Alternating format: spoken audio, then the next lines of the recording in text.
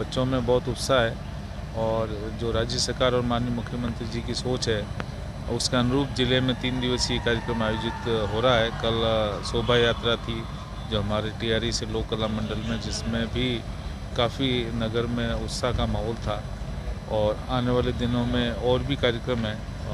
उसका उद्देश्य ये है कि भगवान बिरसा मुंडा की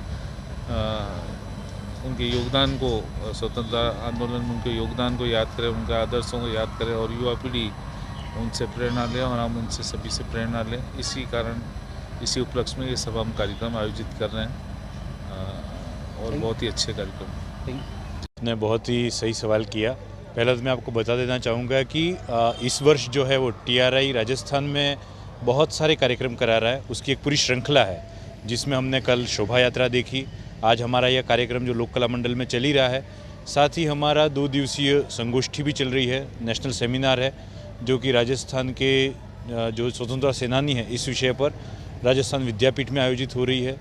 और पूरे राजस्थान के जितने हमारे EMRS स्कूल्स हैं और रेसिडेंशियल स्कूल्स हैं उनमें भी बच्चों के कंपटीशन्स एग्ज़ाम्स हो रहे हैं, कंपटीशन्स करवाए जा रहे हैं और उनको फर्स्ट सेकंड थर्ड उन पे प्राइज़ भी दिया जा रहा है। अब आपने बताया तो मैं आपको बताना चाहूँगा कि इसका जो आउटपुट आना है वो बहुत ज़्यादा है।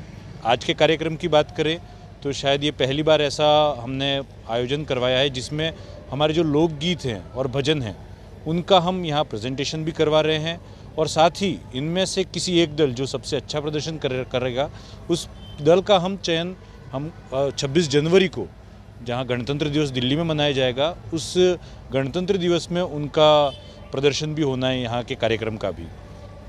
साथ ही इन लोकगीतों को हम संरक्षित करना हमारे लिए बहुत ज़रूरी हो गया है।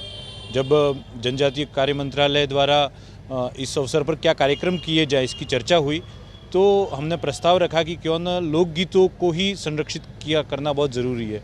तो उन्होंने कहा कि ऐसा क्यों न हम नृत्य ही रखें। तो हमने कहा क्योंकि हमारे लोकगीत के जो गीतकार हैं जिनकी उम्र इतनी हो गई है और साथ ही अब नई पीढ़ी इस अध्ययन के और पाश्चात्य के काल में एक जो हमारी संस्कृति जो लगातार लोकगीतों को गाने का कार्य था वो निश्चित रूप से कम हुआ है।